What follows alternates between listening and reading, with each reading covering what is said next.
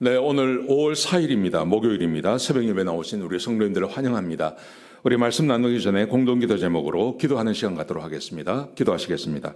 홍석화 집사의 암을 치료해 주십시오. 배옥진 집사의 뇌졸중을 치료해 주십시오. 언어가 회복되고 오른쪽 팔다리에 힘이 생겨나도록 해 주십시오.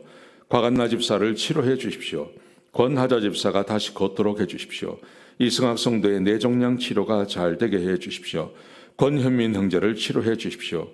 김에브라임 형제가 신장 이식을 속히 받도록 해 주십시오.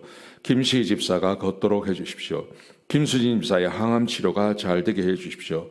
황순희 집사가 걷도록 해 주십시오. 예수님의 이름으로 기도합니다. 아멘. 아멘. 오늘 본문의 말씀은 사무엘하 14장 1절에서 11절까지 말씀입니다. 사람이 하나님을 대신할 수 없다 하는 주제로 하나님 말씀을 함께 나누시겠습니다. 오늘 본문에 보시면 요압이라는 사람이 등장합니다. 이 요압이 다윗이 자기 아들 압살롬을 잊지 못하고 그리워하는 것을 알았습니다. 그래서 요압이 지혜를 내어서 이 다윗이 하지 못하는 것, 자기 아들 압살롬을 다시 데려오는 일을 하기 위해서 지혜를 한 가지 냅니다. 여러분, 그런데 제가 거듭 말씀드리는 거지만 오늘 이 사건이 지나가면서 오늘 본문에 보시면 하나님께서 등장하지 않습니다. 하나님의 지혜가 아닌 사람의 지혜가 등장합니다. 그래서 이 사람의 지혜가 결코 사람을 살려내지 못하고 오히려 큰 문제를 일으키는 것을 우리에게 보여주고 있습니다. 사람이 하나님을 대신할 수 없는 것입니다. 자, 오늘 본문에 보시면 1절에 보시면 요압이 등장하는데요. 이 요압이 누구냐 하면 다윗을 정말 사랑하는 사람입니다. 우리 사무엘 상에도 그렇고 사무엘 하도 그렇고 보시면 이 수르야의 아들의 세 아들이 있습니다. 수르야의 아들에게 요압, 그리고 아비세, 아사헬, 이 세 아들이 있는데 이 세 아들이 다윗에게 정말 충성을 다합니다. 특별히 우리 큰아들 이 요압이 다윗을 정말 사랑합니다. 다윗을 정말 사랑해서 우리 사무엘하 23장에 보시면 블레셋과 다윗이 전쟁을 할 때 그때 다윗이 그냥 속으로 그냥 자기 혼잣말로 너무 이렇게 힘들고 또 덥고 막 이럴 때요 이렇게 말을 합니다. 자기 고향 베들레헴, 그 베들레헴에 있는 그 우물에서 내가 물 한 잔 마셨으면 좋겠다 이런 말을 해요. 그때 이 수르야의 세 아들 이 요압과 그 세 형제가 가서 그 물을 떠가지고 오는 거예요. 다윗이 너무 감동하니까 그 물을 못 먹습니다. 그 정도로 요압이 다윗을 사랑하는 사람입니다. 이 요압이 다윗을 주시해서 보니까 다윗이 자기 아들 압살롬을 그리워하는 거예요. 그러자 요압이 다윗이 하지 못하는 일을 자기가 대신하려고요. 이 한 가지 일을 꾸밉니다. 그 일이 뭐냐 하면 오늘 본문에 보시면 2절에 보시면 드고야에 사람을 보내서 굉장히 지혜 있는 한 여인을 데리고 옵니다. 그리고 그 여인에게 다윗을 찾아가서 이렇게 말을 하라고 가르칩니다. 오늘 그 내용이 오늘 본문 가운데 기록되어 있는데요. 먼저 상복을 입고 다윗에게 한 가지 청할 일이 있는 것처럼 찾아가라고 합니다.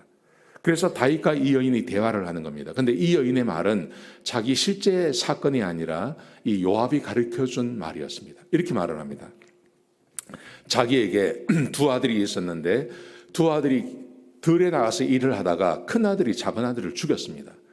그러자 이 사실을 알게 된 그 동네 사람들이 큰아들, 둘째 동생을 죽인 그 큰아들을 죽이겠다는 겁니다. 그래서 동네 사람들이 다 나와서 막 이 큰아들을 죽이려고 하는데 이 여인이 말하기를 만약에 그렇게 해서 큰아들까지 죽어버리면 내 남편도 죽었는데 내 남편을 대신할 사람이 없습니다. 그럼 어떡합니까? 이 아들을 좀 살려달라고 말을 하죠. 근데 사실은 이것은 뭘 말하는 거냐 하면 이 말은 그 압살롬과 그 암몬의 사이를 말하는 겁니다. 그래서 압살롬이 암몬을 죽였지만 이 압살롬까지 죽여버리면 두 아들을 다 잃어버리는 거니까 압살롬 죽이지 말고 데리고 오라고 하는 이 이야기를 이제 요압이 만들어내어서 여인에게 하게 되는 거죠. 자, 그러자 다윗이 이렇게 말을 합니다. 그런 일이 생기지 않게 하겠다. 그런 일이 없게 하겠다. 걱정하지 마라. 그리고 누구든지 너를 괴롭히는 자가 있으면 나에게 와서 이야기를 하라. 이렇게 이야기합니다. 오늘 본문은 여기서 끝납니다. 자, 여기서 끝이 나는데 우리가 한 가지 생각해야 할 그 교훈이 있습니다. 그것은 이 일의 결말입니다. 이 일의 결말을 우리가 알고 있습니다. 그게 뭡니까? 결국은 돌아온 압살롬이 아버지를 반역하는 일이 벌어지게 되는 것이죠. 하나님께서 명령하지 않으셨어요. 하나님께서 말씀하지 않으셨어요. 하나님께서 말씀하지 않은 것을 사람이 하려고 하는 거예요. 지금 다윗이 기다리고 있는 겁니다. 다윗은 범죄하고 죄를 짓고 하나님 앞에 이렇게 회개를 한 다음에 압살롬을 그리워하지만 압살롬을 부르지 않습니다. 그 이유가 뭘까요? 아직 하나님 앞에서 답을 얻지 못한 거예요. 그래서 압살롬을 부르지 않습니다. 압살롬을 부르지 않고 그냥 내버려 두고 있는 겁니다. 그리워하는 마음은 있지만 그냥 내버려 두는 것입니다. 그런데 요압이 이 일을 하는 거예요. 하나님을 대신해서 하나님의 뜻을 구하지 않고 요압이 이 일을 하는 겁니다. 굉장히 위하는 것 같고 굉장히 좋은 것 같지만 결국은 이 일이 잘못되어져 버리는 것입니다. 사랑하는 성도 여러분, 우리에게 있어서 오늘 본문이 주고 있는 교훈 이것입니다. 사람이 아무리 지혜로운 사람이 말하는 것이라 하더라도 나를 사랑해주고 또 나를 위해주고 하는 사람이 말하는 것이라 하더라도 하나님을 대신할 수는 없는 겁니다. 왜 그렇습니까? 세상의 주인이 하나님이십니다. 하나님께서 하시는 일을 사람이 막지 못하고 하나님께서 결정하신 것을 사람이 막지 못합니다. 그렇기 때문에 우리는 하나님을 대신해서는 안 됩니다. 하나님을 대신해서는 안 되고 사람이 사람의 지혜를 얻고 이렇게 일을 결정하는 것보다는 사람이 하나님의 답을 얻고 그리고 하나님의 뜻을 알고 그 안에서 결정하는 것이 옳다는 거죠. 그러므로 우리 한 사람 한 사람은 1대1로 다 하나님과의 관계가 되어져 있어야 됩니다. 그리고 하나님의 뜻을 구하셔야 됩니다.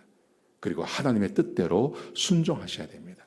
사람이 하나님의 뜻을, 하나님을 대신할 수는 없는 것입니다.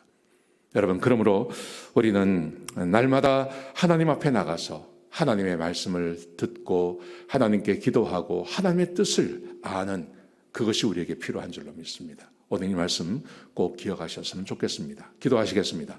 아버지 하나님, 사람이 하나님을 대신할 수 없습니다. 하나님, 이 말씀을 꼭 기억하게 하여 주옵소서. 이곳에 머리 숙인 우리 사랑하는 성도님들 한 사람 한 사람이 하나님의 뜻을 구하게 하시고 하나님과 1대1의 관계를 맺게 하셔서 일마다 때마다 하나님의 뜻을 구하고 하나님의 뜻대로 순종하게 하여 주옵소서. 주님 감사합니다. 예수님의 귀하신 이름으로 간절히 기도드렸습니다. 아멘.